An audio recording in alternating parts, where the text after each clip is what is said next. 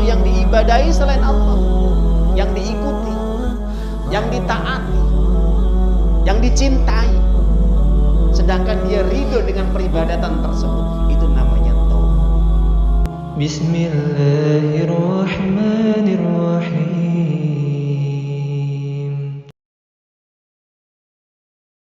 Ternyata waktu tersebut yang diberikan oleh Allah, dititipkan oleh Allah, hanya dihabiskan dalam perkara-perkara yang tidak ada manfaatnya, bahkan terjerumus dalam perkara yang diharamkan oleh Allah Subhanahu wa ta'ala. Jadi inilah orang yang celaka, orang yang rugi dan binasa kehidupannya. Sebagaimana yang diingatkan oleh Allah, wal asri innal insana lafi khusr. Demi waktu masa yang Allah ciptakan, maka pada hakikatnya kebanyakan manusia itu berada dalam kehancuran, berada dalam kerugian, disebabkan mereka jauh dari Allah, tidak mau mentaati Allah, dan lupa untuk beribadah kepada Allah Subhanahu wa ta'ala. Para hadirin jamaah yang dimuliakan oleh Allah Subhanahu wa ta'ala, bahwasanya kita hari ini bisa menghadiri majelis ilmu ini karena Allah masih cinta, sayang, tresno kepada kita semuanya, sehingga hati kita dibimbing oleh Allah untuk bisa terus menuju jalannya yang lurus, yaitu Shiratal Mustaqim. Sehingga hati yang kita miliki ini, yang berada dalam genggaman Allah, kita masih digenggam, kita masih diarahkan menuju hidayah Allah, petunjuk Allah. Banyak orang-orang yang memiliki hati, tapi mereka dilepaskan oleh Allah, tidak berada dalam genggaman Allah, dalam arti dibiarkan. Hati mereka terkunci, hati mereka sakit, hati mereka keras. Kenapa? Disebabkan karena mereka berpaling dari Allah, disebabkan karena mereka tidak mau mendekat kepada Allah, disebabkan karena mereka lupa atas segala nikmat yang sudah Allah berikan. Oleh sebab itu, itulah orang-orang yang memiliki hati yang tidak memberikan sedikit pun kebaikan-kebaikan, tidak bisa menambah nutrisi dalam hatinya, sehingga hatinya semakin lama akan semakin kering, semakin keras, dan semakin mati. Sebagaimana tanah yang tidak pernah disirami, tanah yang tidak terkena dengan air hujan, maka tanah itu akan menjadi tandus, tanah itu akan menjadi kering, tanah itu akan menjadi tidak memberikan manfaat sedikit pun bagi kehidupan, baik tumbuh-tumbuhan, binatang maupun manusia. Para hadirin, ikhwan wa ikhwati fillah, hadani wa hadakumullah ta'ala. Maka Nabi kita yang mulia Rasulullah SAW menjelaskan, ala inna fil jasad mudghah. Ketahuilah wahai para sahabatku, di dalam tubuh kita ini, kata Nabi, itu ada segumpal darah. Ada yang mengatakan segumpal daging. Idza salahat salahal jasadu kulluh. Apabila segumpal darah atau segumpal daging itu baik, sesuai dengan petunjuk Allah, mengikuti aturan-aturan Allah, berada di dalam ajaran Islam, maka semuanya perbuatan-perbuatan, ucapan-ucapan yang di dalam anggota tubuh ini pun akan ikut baik. Itu kata Nabi. Sebaliknya, idza fasadat fasadal jasadu kullu. Sebaliknya, kalau segumpal darah, segumpal daging yang ada dalam diri kita, dalam jasad kita ini kalau seandainya rusak, seandainya buruk, karena jauh dari Allah, jauh dari bimbingan Allah, jauh dari tatanan-tatanan nilai-nilai Islam, tidak mengikuti syariat Allah, maka akan menjadikan dampak yang luar biasa. Apa? Maka akan jelek, rusak, dan buruk semua ucapan dan perbuatan. Jadi kalau kita bisa menganalisa, mendiagnosa bahwa orang itu bisa berkata baik, orang itu bisa berbuat baik, disebabkan karena hatinya baik. Orang itu mau mentaati Allah, orang itu sergap ibadah, rajin ibadah kepada Allah, mentaati semua perintah Allah dan menjauhi larangan Allah, itu disebabkan karena hatinya soleh, hatinya baik. Jadi kalau ada orang soleh, maka hatinya pasti soleh.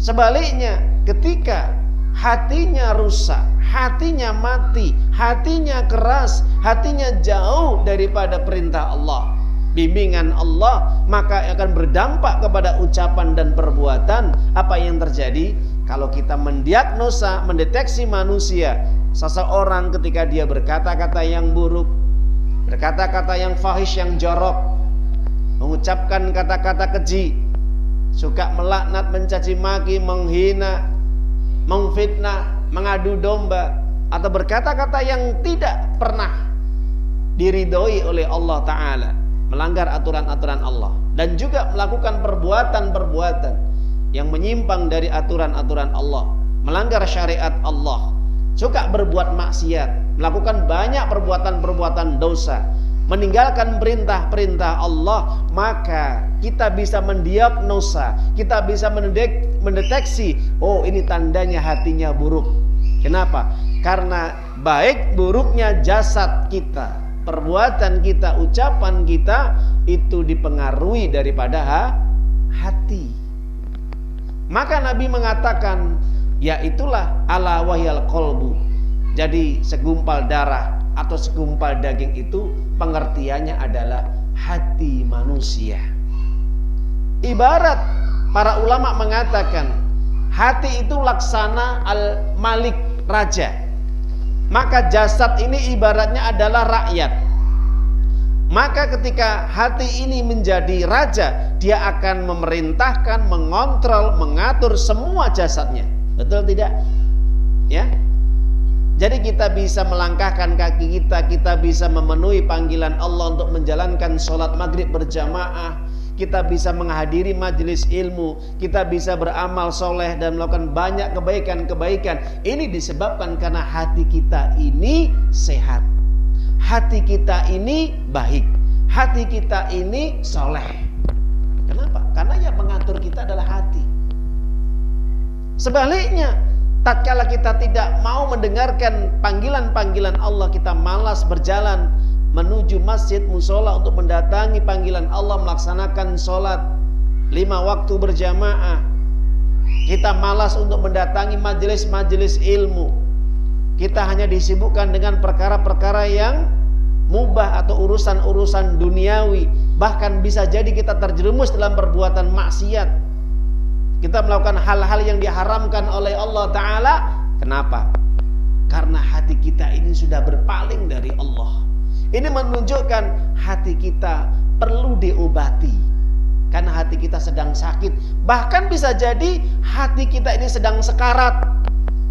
Hati kita ini bisa jadi mati tatkala kita sudah tidak peduli dengan segala bimbingan, nasihat, peringatan-peringatan dari Allah Subhanahu wa Ta'ala.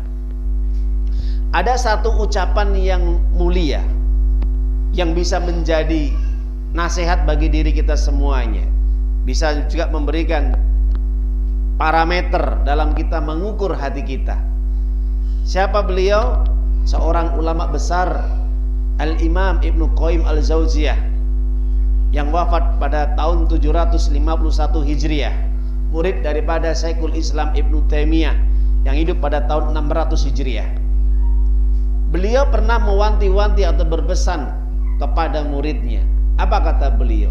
Utlub qalbak fi thalathatin mawatin.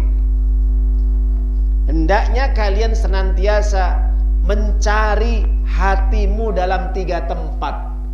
Ya, perhatikan ini. Pesan dari Ibnu Qayyim, carilah utlub qalbaka fi thalathatin mawatin. Carilah hatimu di 3 tempat.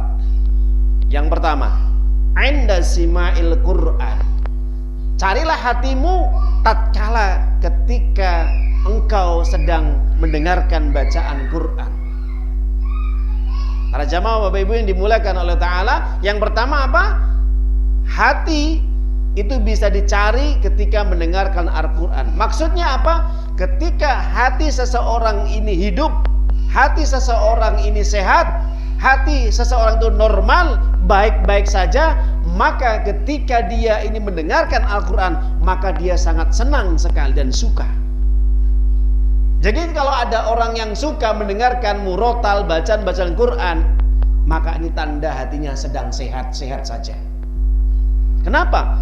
Tanda orang yang seperti ini, kata Allah Subhanahu wa ta'ala, sedang diberi rahmat. Mana dalilnya Ustaz? Kita bisa buka di dalam surat Al-A'raf, surat yang ke-7 ayat 204. Apa kata Allah? Wa idza quri'al Qur'anu fastami'u lahu wa ansitu la'allakum turhamun. Tanda orang itu diberi rahmat oleh Allah, diberi kasih sayang, dibimbing, diberi nasihat, diarahkan menuju hidayahnya, petunjuknya, jalan keselamatan, ketika dia sedang senang, rajin mendengarkan bacaan Al-Quran.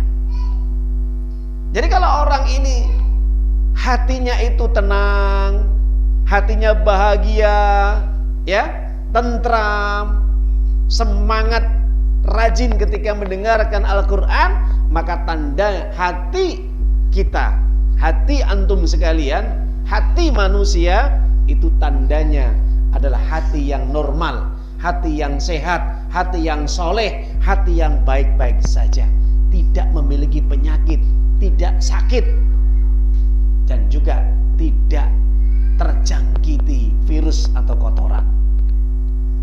Kenapa?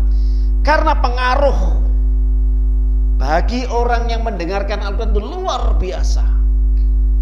Dalam riwayat yang lain atau ayat-ayat yang lain, bukan hanya diberi rahmat, dikasih ketenangan, dikasih ketentraman, bahkan bisa meningkatkan imannya, meningkatkan amal ibadahnya, semangatnya dia untuk beribadah kepada Allah, semakin dekat dengan Allah, semakin takut kepada Allah. Ini kalau dia sering mendengarkan Al-Quran, sering mendengarkan ayat-ayat Allah dibacakan. Mana dalilnya? Dibuka di dalam surat Al-Anfal surat 8 ayat 2. Apa kata Allah? Innamal mu'minuna alladzina idza dzukirallahu wajilat qulubuhum wa idza tuliyat 'alaihim ayatu zadatuhum imana wa 'ala rabbihim yatawakkalun. Apa kata Allah? Bahwa orang yang beriman itu adalah ketika mereka mengingat Allah, hatinya bergetar, hatinya takut. Ketika dibacakan ayat-ayat Allah di sisinya, bertambah keimanannya, bertambah rasa takutnya dia kepada Allah. Kenapa? Karena hati ini adalah hati yang lembut, hati yang lunak. Kenapa? Mudah tersentuh dengan nasihat dan bimbingan. Masya Allah. Mudah-mudahan ini hati kita ya, lunak, lembut. Ketika dinasihati oleh Allah, diperingatkan oleh Allah, diingatkan oleh Allah, segera langsung kita ini bergetar takut. Jangan-jangan nanti ayat yang turun ini untuk saya. Jangan-jangan api neraka nanti akan menyentuh, membakar diri. Saya akan kembali kepada Allah. Saya akan bertawakal kepada Allah. Saya akan bersimpuh dan sujud di hadapan Allah. Ketika itu perintah untuk kita bersujud, perintah kita untuk rukuk, perintah kita untuk sholat, dan perintah-perintah yang lain. Kenapa? Ini tanda hatinya sedang baik-baik saja. Indah sima'il Quran, ketika tatkala mendengarkan Al-Quran. Itu yang pertama, kata Ibnu Qayyim. Maka hati itu tandanya hati yang sehat, hati yang normal, hati yang betul-betul fresh. Kata Ibnu Qayyim, saat ketika dia mendengarkan Al-Quran, dia sangat senang dan bahagia.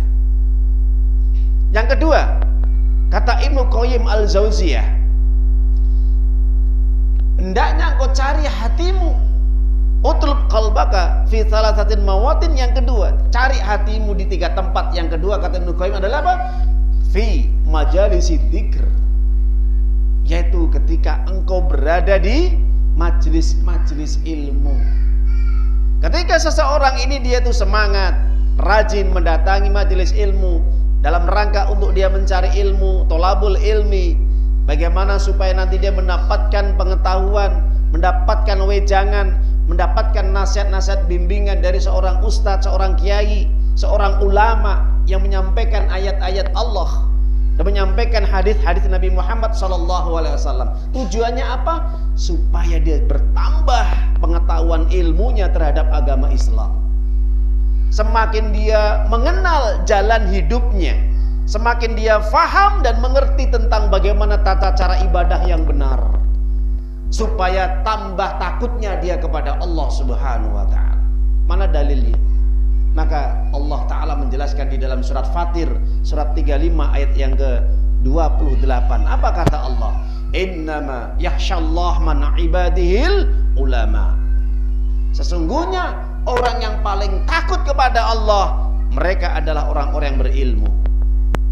Jadi bukan orang kaya, bukan orang yang punya jabatan, punya kedudukan, punya tampang yang bagus, badan yang kekar, besar, wajah yang cantik, molek, putih, bukan. Tapi orang yang paling dekat dan takut kepada Allah, mereka adalah orang-orang yang berilmu, mereka orang-orang yang paham tentang agama Islam. Itulah hati seseorang semakin mendekat kepada Allah, maka disebabkan karena ilmu yang dia mengerti. Yang kedua, menyebabkan orang yang ketika dia mendapatkan ilmu di majelis ilmu, maka akan menghantarkan dia semakin cepat, semakin mudah prosesnya nanti pada hari kiamat untuk masuk surga dan bertemu dengan Allah nanti di surganya Allah yang luasnya antara langit dan bumi. Mana dalilnya? Dijelaskan dalam hadis Imam Muslim dan At-Tirmizi, riwayat dari sahabat Abu Hurairah radhiyallahu ta'ala anhu. Rasulullah sallallahu alaihi wasallam bersabda, "Man salaka tariqan yaltamisu fi ilman, sahalallahu bi tariqan ilal jannah." Barang siapa yang dia keluar dari rumah dalam rangka untuk dia mencari ilmu agama Islam, ilmu syar'i, bukan ilmu dunia, maka orang yang seperti ini akan dimudahkan dia jalan menuju surga. Artinya Ibnu Rajab Al-Hambali ketika menjelaskan hadis ini, mensyarah hadis ini, semakin orang dia mendapatkan ilmu, semakin dia akan mengerti tujuan hidupnya dan akan semakin dekat dengan Allah. Inilah sebagai bentuk mudah dia untuk masuk surga. Kenapa? Karena kalau orang punya ilmu tahu tujuan dia diciptakan untuk apa, tujuan dia ibadah itu untuk apa, ya, itu tahu kalau punya ilmu. Tapi kalau orang tidak punya ilmu, maka dia akan berpikir yang penting kerja, cari makan, santai-santai, foya-foya, masuk surga. Gak penting ibadah itu. Yang penting apa? Kerja. Yang penting cari duit, dapat cuan yang banyak. Bisa beli HP, bisa beli motor, bisa beli mobil, bisa beli rumah, ini dan itu. Kenapa? Karena dia tidak punya ilmu, sehingga Allah tidak membimbingnya dengan bimbingan yang benar. Tidak diberi hidayah. Dan orang yang seperti ini tidak punya hati yang normal. Kenapa? Karena jauh dari majelis ilmu, jauh daripada ilmunya Allah Subhanahu wa ta'ala. Yang ketiga, kata Ibnu Qayyim Al-Jauziyah, selain engkau cari hatimu ketika mendengarkan Al-Quran, di majelis-majelis ilmu yang di situ disampaikan, dibacakan ayat-ayat Allah dan hadis-hadis Nabi SAW, apa kata Nabi? Cari hatimu itu fi mawadil khalwah, di tempat ketika engkau sedang berkhalwah, bermunajat, berdoa kepada Allah Ta'ala.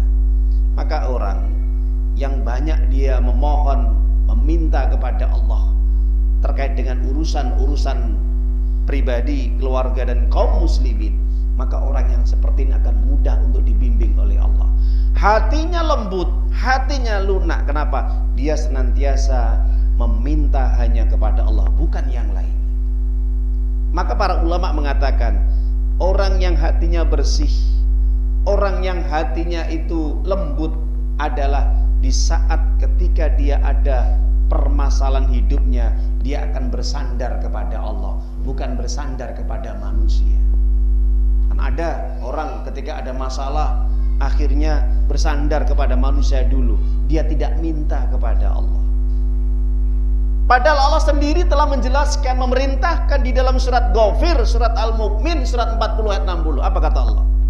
Wa qala rabbukum ud'uni astajib lakum innal ladzina istakbiruna an ibadati sadkhuluna jahannama dakhirin. Apa kata Allah? Ingat ketika Tuhanmu berfirman kepada dirimu, wahai manusia. Dia telah mengatakan kepada manusia. Jadi Allah langsung berkata kepada manusia lewat Nabi Muhammad SAW, kalau hambaku minta kepadaku pasti akan aku berikan, maka berdoalah kepadaku, kata Allah, akan aku berikan. Ini perintah. Jadi kalau ada manusia itu tidak mau berdoa, tidak mau meminta kepada Allah, mengangkat kedua tangannya, sombong sekali dia. Seakan-akan hidupnya sudah merasa cukup, tidak butuh Allah. Terus siapa yang memberikan udara yang dia bisa menghirup, menyebabkan dia sehat 24 jam dia menghirup udara tanpa ada beban dan tidak membayar gratis? Disuruh berdoa saja nggak mau, disuruh mengangkat kedua tangannya tidak mau, disuruh ibadah tidak mau. Terus apa yang dia sembah? Siapa yang dia tuju hidupnya? Maka kata Allah, orang yang menyombongkan dari berdoa kepadaku, dari beribadah kepadaku, ingat, silahkan dia bebas dengan keinginannya. Akan kami masukkan mereka ke dalam neraka jahanam dengan dalam kondisi yang hina dina. Na'udzubillah. Jadi orang yang tidak mau berdoa kepada Allah, merasa cukup, merasa nggak butuh Allah, maka di akhir hidupnya nanti pada hari kiamat dijanjikan dimasukkan ke dalam neraka jahanam dalam kondisi hina dina. Kenapa? Karena dia tidak butuh Allah. Dan nanti pada hari kiamat Allah nggak butuh sama dia. Kalau di dunianya dia nggak butuh Allah, dia nggak pernah minta kepada Allah, dia hanya mintanya kepada manusia, dia bersandarnya hanya kepada manusia, tidak pernah bersandar bertawakal kepada Allah. Ya sudah, Allah akan tinggalkan. Jelas ya para jamaah Bapak Ibu? Maka di akhir kalimatnya Ibnu Qayyim al-Jauziyah menegaskan, fa illam tajidhu fi hadhil mawatin fas'alillah ayyamunna 'alaika biqalbin fa innahu la qalbun lak. Apa kata Ibnu Qayyim? Kalau kamu tidak mendapatkan hatimu di 3 tempat ini, ketika mendengarkan Al-Quran atau sedang membaca Quran, atau kalian tidak mungkin di dalam majelis ilmu, atau mungkin jauh dari majelis ilmu, atau kalian tidak pernah berdoa kepada Allah, atau jarang-jarang berdoa kepada Allah, jarang ibadah kepada Allah, apa kata Ibnu Qayyim al-Jauziyah? Cari hatimu yang baru. Kenapa? Karena kamu sudah tidak punya hati yang baik. Minta kepada Allah, bersimpuh kepada Allah supaya dikasih hati yang baik, hati yang soleh, hati yang baru, yang bisa mudah dibimbing dan diberi nasihat. Kenapa? Karena saat itu Anda tidak memiliki hati yang baik. Jelas para jamaah Ibu? Ya, ini nasihat Ibnu Qayyim al-Jauziyah yang luar biasa. Jadi kalau hati ini sudah tidak berpengaruh dengan peringatan, nasihat, bimbingan, perintah, larangan, tandanya hatinya mati. Benar kata Allah Subhanahu wa taala di dalam Al-Qur'an, surat Al-Baqarah surat yang kedua ayat 88. Apa kata Allah Ta'ala? Allah Ta'ala menjelaskan, qalu qulubuna gulf. Qalu qulubuna gulf. Apa kata Allah? Mereka, orang-orang kafir Yahudi dan Nasrani mengatakan, hati kami sudah mati, hati kami sudah terkunci. Jelas. Ini pernyataan dari Allah yang menceritakan keadaan bagaimana orang-orang kafir Yahudi dan Nasrani, mereka tidak mempan dari nasihat Allah, mereka tidak mau mengikuti petunjuk Allah, mereka berpaling dari kebenaran Allah, dan mereka tidak mau menerima kebenaran Allah di dalam Al-Quran. Mereka mengatakan, ya sudah, hati kami mati, biarkan saja. Apa kata Allah? Kalau itu jawaban mereka, dijawab sama Allah, bal'anahumullah, sungguh Allah telah melaknat mereka. Ya, Allah sudah melaknat mereka. Kenapa Allah melaknat mereka? Ya disebabkan karena hati mereka sudah mati. Karena sedikit sekali mereka mengingat Allah, sedikit sekali mereka bersyukur kepada Allah, sedikit sekali mereka untuk kembali kepada agama Allah. Ini tandanya orang-orang kafir itu sedikit mau menerima kebenaran, kebanyakan mereka menolak kebenaran. Makanya kesimpulannya, kalau orang itu berpaling dari petunjuk Allah, menolak kebenaran Allah, hidayah Allah, tandanya hatinya mati sebagaimana hatinya orang-orang kafir Yahudi dan Nasrani. Tidak mau dibimbing oleh Allah, dinasihati oleh Allah. Naudzubillah. Semoga kita berlindung kepada Allah dari hati-hati yang keras, hati-hati yang kering, hati-hati yang mati, yang tidak mempan dari hidayah Allah Ta'ala. Padahal kita minta kepada Allah setiap hari 17 kali di dalam sholat kita. Apa permohonan kita? Ihdinas syiratal mustaqim. Ya Allah, tunjukkanlah kepada diriku ini, ya Allah, kepada kami, ya Allah, agar kami tetap senantiasa berada di atas jalanmu yang lurus, yaitu syiratal mustaqim, ajaran Islam, sampai meninggal dunia. Para hadirin jamaah yang dimuliakan Allah Ta'ala, kita akan melanjutkan materi inti kita, masih terkait dengan apa yang telah kita jabarkan Ahad kemarin, yang dimana kita masih mengupas di antara ciri-ciri orang yang mendapatkan hidayah petunjuk Allah Subhanahu wa Ta'ala adalah mereka yang senantiasa mentauhidkan Allah, hanya beribadah kepada Allah Subhanahu wa Ta'ala semata, dan mereka menjauhi tagut. Menjauhi apa? Tagut. Maka hal ini dijelaskan di dalam Al-Quran surat An-Nahl surat yang ke-16 ayat yang 36. Apa kata Allah? Walaqad ba'atsna fi kulli ummatin rasulan an ya'budullaha wajtanibut tagut. Faminhum man hadallah wa minhum man haqqat 'alaihi dhalalah. Fasiru fil ardi fanduru kaifa kana akibatul. Maka di dalam ayat ini Allah sudah jelas terang. Ada orang yang diberi hidayah, ada orang yang disesatkan. Siapa mereka yang diberi hidayah oleh Allah? Mereka adalah dalam kehidupan mereka senantiasa beribadah, mentauhidkan Allah, tidak pernah menyekutukan Allah dalam beribadah kepadanya. Dan mereka tidak pernah bersentuhan dengan tagut. Makna tagut? Apa itu tagut? Imam Malik mengatakan at-tagut ai kullu yu'badu wa yutba'u min dunillahi fahuwa ridon bil ibadah.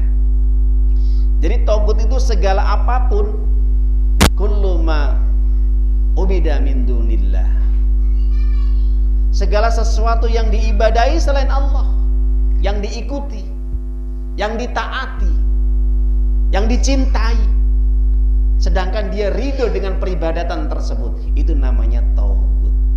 Itu Imam Malik bin Anas, gurunya Imam Syafi'i, ketika mendefinisikan, menjelaskan tentang makna tauhid.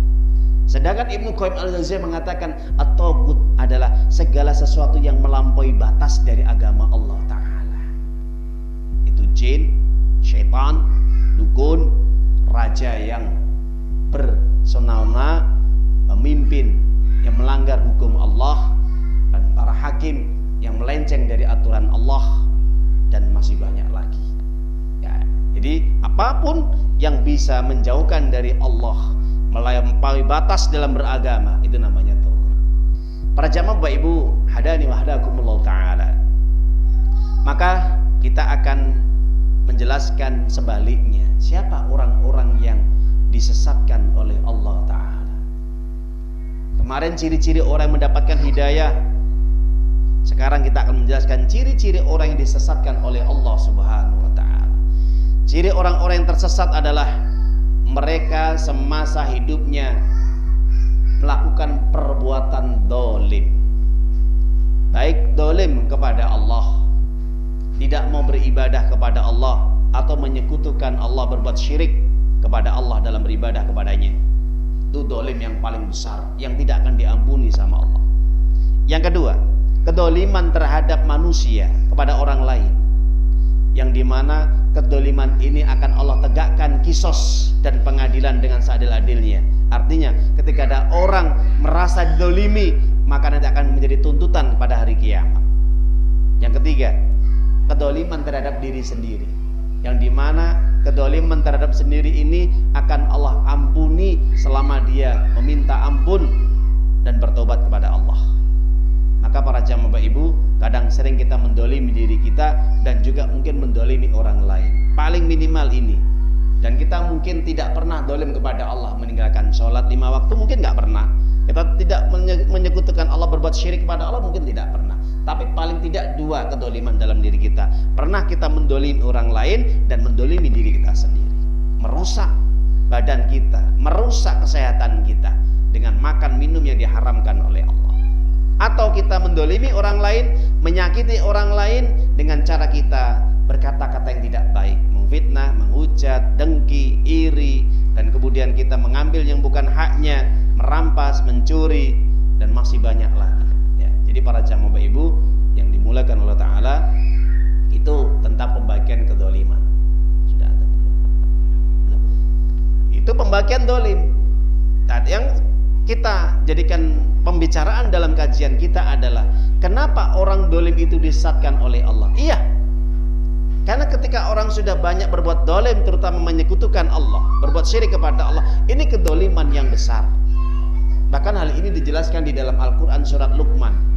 Surat Luqman di dalam surat yang ke-31 ayat yang ke-11. Apa kata Allah?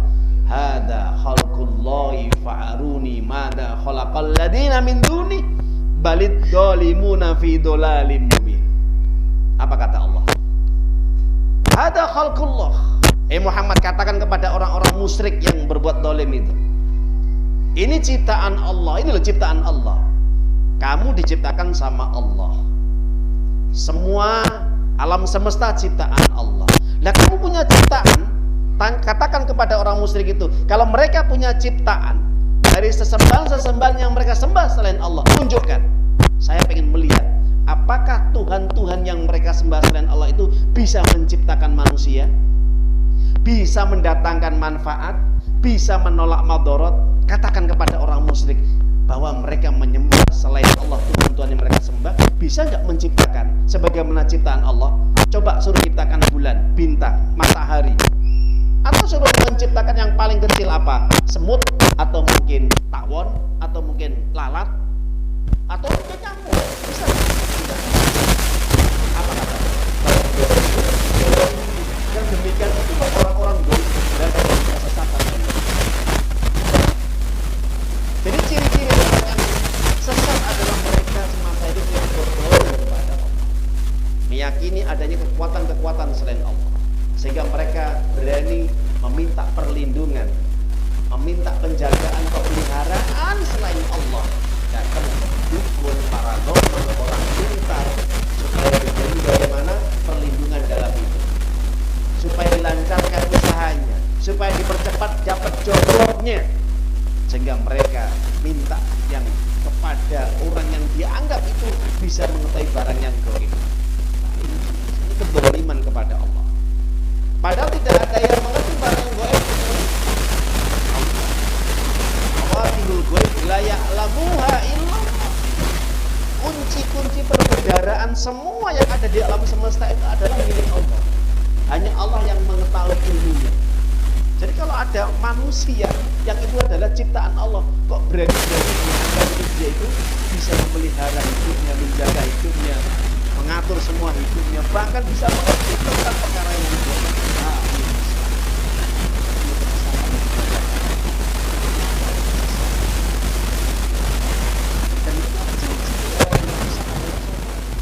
Mereka yang semasa hidupnya telah berpaling dari agama Allah Subhanahu wa Ta'ala. Mereka mengingkari Allah, mereka mengingkari malaikat, mereka mengingkari kitab-kitab Allah, mereka mengingkari juga datangnya hari kiamat, takdir juga. Ini tidak percaya. Aku nggak percaya dengan takdir. Saya nggak percaya adanya tentang kekuasaan Allah atau Allah itu sendiri. Saya tidak percaya dengan adanya kitab-kitab. Nah, ini orang-orang apa? Atau juga mereka orang-orang yang dimana tidak mau menerima kebenaran yang didatangkan oleh Allah melalui Nabi Muhammad SAW. Ini orang yang tersesat. Para jamaah Bapak Ibu, Nabi kita yang mulia ini pernah berwasiat kepada para sahabatnya ketika sedang duduk-duduk seperti ini. Beliau ucapkan ini sebelum beliau meninggal dunia. Apa kata Nabi? Taraktu fikum amroini lan tadillu ma tamasaktum bi kitabillah wa sunnati rasuli. Hadis riwayat Imam Malik dengan sanad yang sahih. Aku tinggalkan kepada kalian, kata Nabi ini pesan. Aku tinggalkan kepada kalian 2 perkara. Kalau kalian hidup terus mengikuti panduanku, mengikuti aturanku, mengikuti syariatku di dalam Al-Quran dan sunnah-sunnahku, kata Nabi, kalian tidak akan tersesat selama-lamanya. Jelas Bapak Ibu? Ini pesan Nabi kepada kita. 14 abad yang telah lalu sampai kepada kita. Beliau mewanti-wanti, selalu mengingatkan kepada umatnya, pegang teguh Al-Quran dan sunnahku, kalian tidak akan tersesat selama-lamanya. Makanya kadang-kadang orang itu hidup ketika jauh dari panduan bimbingan di dalam Al-Quran dan Sunnah. Kadang-kadang ibadah mereka itu, ya maaf ya, itu tidak bisa istiqomah. Maksudnya nggak bisa istiqomah itu, nggak bisa lurus dan nggak bisa terus tancap. Kadang-kadang terseok-seok, kadang-kadang mandek di jalan. Hanya orang-orang di luar sana, ketika dulu awalnya dia rajin ibadah, Masya Allah, sholatnya 5 waktu terjaga, bahkan jamaahnya, rajin dia ngaji, mendengarkan ceramah-ceramah, suka bersedekah, berinfak, mungkin juga rajin baca Quran, mungkin sholat malamnya, tahajudnya luar biasa, juga mungkin senang dia silaturahim, menyambung hubungan kekerabatan, juga baik kepada kedua orang tuanya. Tapi apa yang terjadi? Semua amalan, ibadah, perkara yang dia lakukan tidak mengikuti petunjuk di dalam Al-Quran dan Sunnah, apa? Mandek di jalan. Kenapa? Karena segala amal yang dia kerjakan itu, yang pertama tidak ikhlas karena Allah, yang kedua berpaling dari tuntunan Al-Quran dan Sunnah Rasulnya yang mulia Sallallahu Alaihi Wasallam. Mandek, gak bisa istiqomah, gak bisa terus jalan sampai dia diwafatkan oleh Allah. Banyak terjadi di luar sana. Dulunya semangat, Masya Allah, ya, rajin ibadah, tapi ternyata apa? Pensiun ibadah. Kok bisa ya Ustadz ya pensiun? Bisa. Kenapa? Karena tidak mengikuti bimbingan Allah, tidak mengikuti petunjuk Al-Quran, tidak pernah mengikuti sunnah Rasulnya, syariat yang dibawanya. Makanya benar kata Nabi, aku tinggalkan 2 perkara, kalian tidak akan tersesat. Artinya kalian tidak akan jauh dari bimbingan Allah. Yang penting apa? Hidup kita ini, dalam kita beramal, beraktivitas, ikutlah panduan yang jelas arahnya, tujuannya, jaminannya. Kenapa? Karena 2 kitab ini adalah jaminan mutu 200%, dijamin halal baik. Yakin Pak Bu? Yakin nggak? Harus yakin. Karena hanya 2 sumber kitab ini yang bisa menghantarkan manusia, seseorang, menuju gerbangnya Allah, di surganya Allah, sampai tujuan terakhir, yaitu di surganya Allah. Yang penting apa? Yang penting hidup ini mengikuti panduan Al-Quran dan Sunnah. Apa kata Al-Quran? Ikuti semuanya. Jangan dibantah, jangan dikomen, jangan ditentang, jangan diselisihi. Itu aja prinsipnya hidup. Yang kedua, jangan sekali-kali berani untuk melanggar larangan-larangan Allah, aturan-aturan Allah. Apa yang Allah haramkan, semaksimal mungkin punya usaha yang kuat, dijauhi, ditinggalkan. Berani menyentuh apa yang diharamkan oleh Allah. Kalau hidup Anda tidak tersesat. Yang kedua, ikuti apa yang menjadi perbuatan, akhlak, tindak tanduk, semua yang dicontohkan oleh Nabi di dalam sunnah-sunnah. Kenapa? Karena Nabi sendiri mengatakan di dalam hadis bahwa kalian akan melihat banyak perpecahan di tengah-tengah umat. Fasayara ikhtilafan katsira. Kalian akan melihat banyak perpecahan, perselisihan, permusuhan di tengah-tengah umat. Apa kata Nabi? Kalau sudah seperti itu, kita melihat hari ini, zaman sekarang ini banyak perselisihan, perpecahan, berkelompok-kelompok, berorganisasi, berpartai, berjamaah, berkelompok-kelompok, masing-masing semua punya tujuan yang tidak sama dan juga punya ego yang berbeda dan punya kepentingan yang tidak sama, sehingga terjadilah gontok-gontokan, terjadi permusuhan, terjadi saling untuk merendahkan dan menghinakan. Kalau sudah seperti itu, apa kata Nabi? Fa'alaikum bisunnati wa sunnatil khulafa'ir rasyidin al-mahdiyyin addu 'alaiha bin nawajid. Pegang erat sunnahku, hadis-hadisku, syariatku, semua yang aku tunjukkan kepada kalian, wahai para sahabatku. Kenapa? Karena kalau tidak, kalian akan hancur. Kalau tidak, kalian akan juga ikut di dalam perangkap-perangkap setan tadi. Dan gigit dengan gigi gerahammu erat-erat. Maksudnya apa? Pertahankan sampai meninggal dunia. Dan ikuti apa yang menjadi kebiasaan para sahabatku yang mendapatkan petunjuk yang lurus. Siapa? Abu Bakar, Umar, Utsman, dan Ali. Ini 4 khalifah yang betul-betul diridhoi oleh Allah Subhanahu wa taala dalam memimpin masyarakat, memimpin umat. Hati-hati wa iyyakum wa muhdatsatil umur. Hati-hati dengan perkara-perkara yang diada-adakan, perkara yang baru di dalam ajaran Islam yang tidak pernah disyariatkan, ditunjukkan, dicontohkan, diperintahkan oleh Allah dan Rasul-Nya. Fa inna kulla muhdatsatin bid'ah, karena perkara yang baru, muhdas adalah bid'ah, wa kulla bid'atin dhalalah, karena setiap yang perkara baru dalam ajaran Islam merupakan kesesatan yang nyata, dan orang tersesat nanti ujungnya masuk neraka. Itu orang yang tersesat, para jamaah. Kita adzan dulu, kita rela.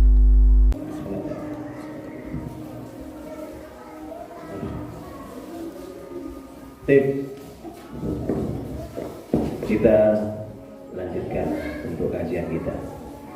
Di antara ciri-ciri orang-orang yang tersesat atau disesatkan oleh Allah Subhanahu wa taala adalah ketika mereka berani mendurhakai Allah dan Rasul-Nya. Maksudnya mendurhakai Allah dan Rasul itu apa? Ketika Allah sudah memutuskan, menetapkan perkara yang sudah jelas, ayatnya jelas, hadisnya jelas, petunjuknya jelas, larangannya jelas, perintahnya jelas, ternyata dia punya pilihan yang lain, ternyata dia punya keinginan yang lain, yang tidak selaras, yang tidak sesuai, cocok dengan apa yang telah diputuskan, ditetapkan oleh Allah dan Rasul-Nya. Maka ini ciri orang yang tersesat dengan kesesatan yang nyata. Dan ini ditegaskan di dalam Al-Quran surat Al-Ahzab, surat yang ke-33 ayat 36. Apa kata Allah? Wa ma kana lil mu'minin wala mu'minatin idza qadallahu wa rasuluhu amran ay yakuna lahum khiyaratu min amrihim wa may ya'sillaha wa rasulahu faqad dhalla dhalalan mubin. Apa kata Allah? Tidak pantas, tidak selayaknya bagi orang mengaku beriman, baik laki-laki dan perempuan. Dia mengaku beriman. Kalau orang sudah mengaku beriman, oh saya beriman. Qul amantu billah. Apa kata Nabi? Katakan, aku sudah beriman.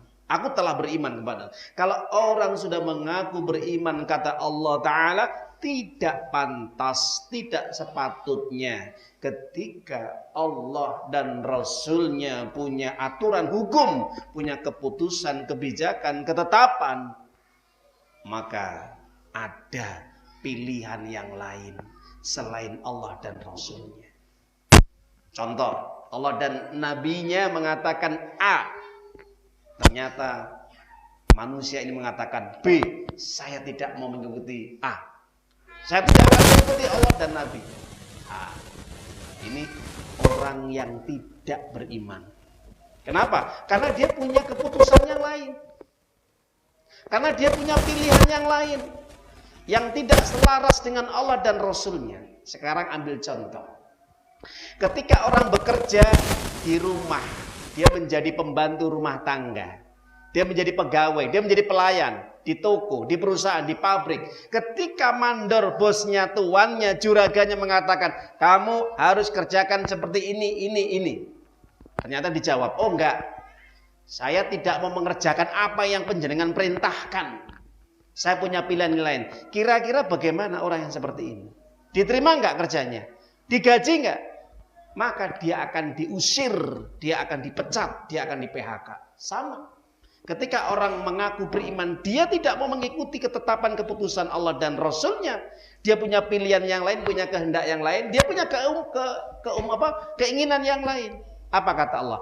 Imanmu tidak aku terima. Kenapa? Kamu hanya mengaku beriman tapi kamu tidak patuh. Kamu mengaku beriman, kamu tidak mau taat. Tidak aku terima imannya. Kenapa? Karena di sini Allah mengatakan wa makana.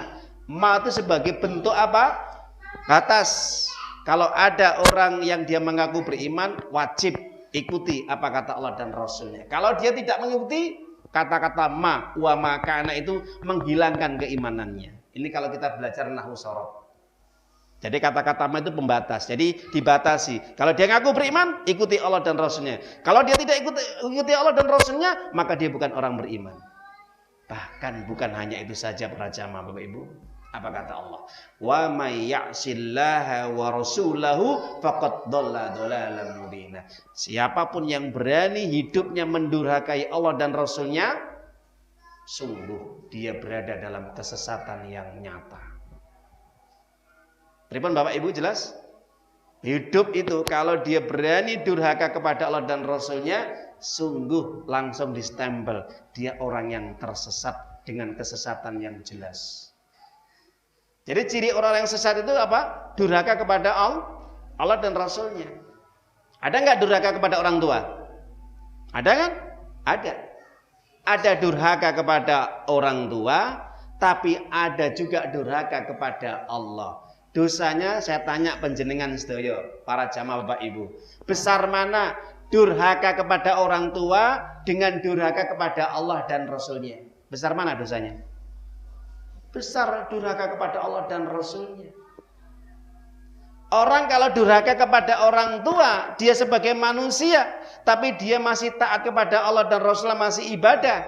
Mungkin dia ada penyimpangan dalam segi akhlak, tidak beradab kepada orang tua, berani kepada orang tua, betul, dia dosa besar, tapi tidak menjadikan dia kekal di dalam neraka. Mungkin dia akan disiksa, diazab, disebabkan karena perbuatan dosa dia durhaka kepada orang tuanya, bantah, berani, tidak mau menghormati, memuliakan, mendoakan. Itu tanda durhaka kepada orang tua. Tapi kalau sudah berani durhaka kepada Allah dan Rasulnya, tidak ada maaf bagimu, kata Allah. Kenapa? Dosa yang paling besar di hadapan Allah kalau dia sudah berani lancang kepada Allah. Para jamaah Bapak Ibu, maka kita harus perhatikan. Di antara orang yang dia tidak mau menurut kepada Allah adalah kalau kita lihat dia lebih mengikuti kebiasaan-kebiasaan, ucapan-ucapan, keinginan-keinginan orang-orang Yahudi dan Nasrani. Saya sedikit untuk menutup dari kajian kita akan saya jelaskan 10 menit.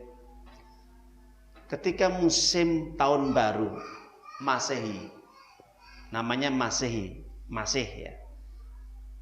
Itu adalah julukan bagi orang-orang penyembah dewa. Ya. Maka kalau kita perhatikan ketika datang tahun baru Masehi, yang dimana kebiasaan orang-orang kafir Yahudi dan Nasrani, mereka membuat ritual-ritual yang mereka yakini. Ada yang mereka meniup trompet, ada mereka yang membuat api unggun, ada mereka yang juga membunyikan lonceng, dan masih banyak lagi. Dan itu dilakukan oleh mereka sebagai bentuk perayaan, kegembiraan menyambut datangnya tahun baru. Bahkan ada kepercayaan orang-orang, yaitu pagan, penyembah dewa, bahwa dengan datang tahun baru adalah menunjukkan adalah mereka mendapatkan kebaikan yang banyak. Karena dewanya juga semakin baik. kalau mereka sembah, kalau mereka sujud di hadapan dewa mereka. Maka para jamaah Bapak Ibu yang dimuliakan oleh Ta'ala, kalau seandainya ini menimpa bagi umat Islam, apa yang terjadi? Maka saat itulah umat Islam sudah mulai jauh dari bimbingan Allah, alias tersesat dari jalan yang lurus ketika mereka ikut-ikutan merayakan datangnya tahun baru Masehi. Itu bukan miliknya orang Islam. Maka kami nasihatkan kepada pribadi dan kepada para jamaah, ketika datangnya tahun baru atau hari raya mereka atau ritual-ritual ibadah mereka, Natal dan yang lainnya, maka bagi orang muslim tetap banyak beribadah kepada Allah, meminta ampun kepada Allah agar diberi umur yang berkah. Bukan sebaliknya, mereka jauh dari Allah, mereka ikut bersenang-senang, berfoya-foya, bahkan mengikuti ritual-ritual mereka, mengucapkan selamat hari raya mereka, ucapan selamat ya, keyakinan ibadah mereka. Nah, ini jelas, ini tanda orang yang jauh dari Allah. Maka orang yang seperti ini akan diperingatkan sama Allah. Apa peringatannya? Di dalam surat Ali Imran, surat yang ketiga, ayat 100, Allah menyatakan, ya ayyuhalladzina amanu, hai orang-orang yang mengaku beriman, in tuti'u fariqam minal ladzina utul kitab yaruddukum ba'da imanikum kafirin.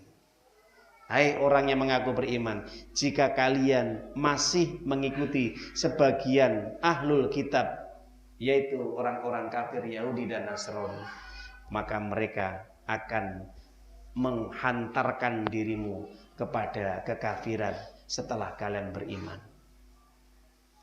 Para ahli tafsir mengatakan, Ibnu Katsir menjelaskan dalam ayat ini larangan untuk mengikuti apapun bentuk-bentuk ritual ibadah, kebiasaan, aturan yang dilakukan oleh orang-orang kafir. Apapun bentuknya yang menyebabkan jauh dari agama Allah itu. Ya, jadi ingat para jamaah Bapak Ibu, itulah nasihat dari Allah kepada kita semuanya.